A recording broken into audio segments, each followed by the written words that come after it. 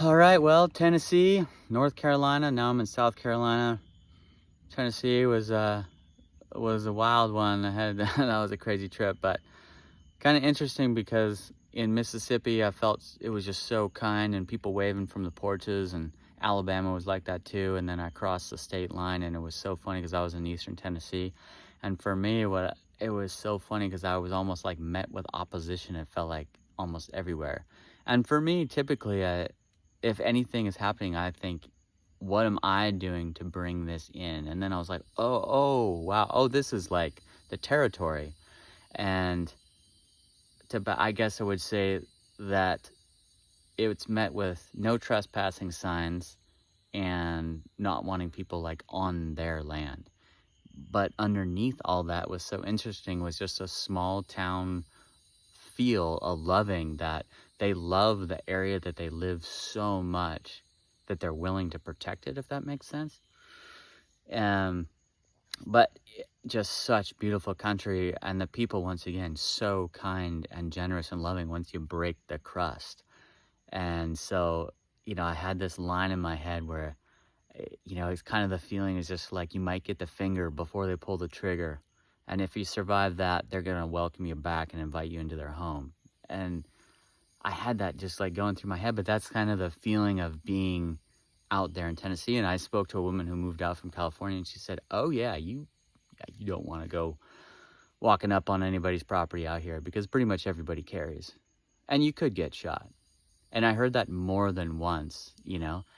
But by and large, the funny thing is that although the people were protective, got birds flying in the air, just the the people, again, were, I needed some work done on my rack. So this woman sent me down the road to Joe's, and so I show up, and I'm greeted in the driveway by this guy, and he just is like, "Who are you? What you doing? And why are you on my land?" kind of deal. And the second I was just like, "Hey, Shayla sent me over," and he was just like, "Oh, well, what you need?" And I showed him, opened up the entire shop, let me use all of his tools, and all the other guys. I just chatted. I mean, I could barely leave kind of deal. And so it was pretty funny because I just, it was like the tension there was in the beginning, but once you break that, it's just, it just melts that ice. And then I ended up in Morristown, and that was like one of the craziest towns that I've been in. It felt like New Orleans almost. It was I met people from the Philippines, there's El Salvadorian, Indian, everything within like a 12-hour span. And it just was such a mix of people. But the other thing that was funny there is I feel like when I get uncomfortable in a situation, my out is just to smile and say hi and be loving and kind and connect to people. And in Tennessee, by and large, especially in Morristown, 70-80% of the time, if I smiled and I said hi to somebody, they either looked down, looked the other way, or they just wouldn't say anything. And that was really interesting because I kind of just made me wonder, like, what is somebody struggling with that they shy away from that type of humanity, I guess. And I don't have the answer to it, but I thought that was really interesting, and it kind of just made me feel like the vibe was right to head it up into the mountains, and got met with that again in another little town, Del Rio, where, I went into the grocery store, and the marketing was so hilarious because I'm looking for soda water, and I wasn't in there 30 seconds, kind of, looking around, and the clerk is like, "What do you want? What are you looking for?" And I said, "Soda water." "Yeah, we don't have that." And I said, "Okay." So I got something, and I'm sitting out front because there was a huge rainstorm coming in.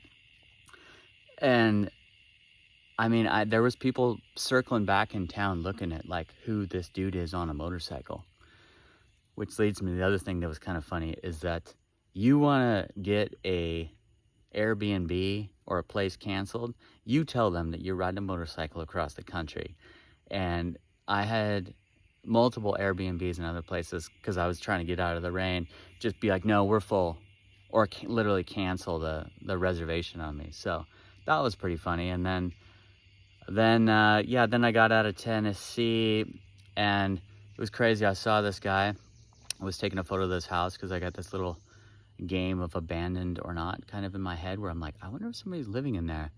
And I look and I took a photo because I was just such a beautiful old house and all the windows broken out, and come around the other side and dude's firing up the Jenny to light up the house in the morning with the front door broken down. And for one, it just made me feel, I was like, wow. I was taken by surprise for sure. And then less than 24 hours later, it's just surreal, less than 2 hours away, I go to the Biltmore today, and I'm in the biggest estate in America looking at 2 Monets. It's neither here nor there. It's just the juxtaposition of this part of the country. It's like the poorest of poor to like the richest of rich.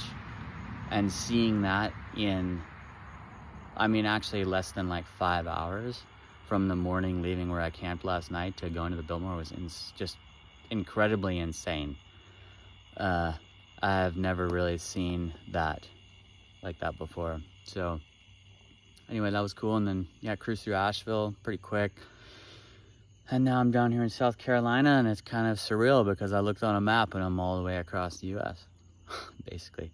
And so, knock on wood, tomorrow I'm gonna roll up to the Atlantic. But yeah, I just figured I'd send in the thoughts of the past couple days.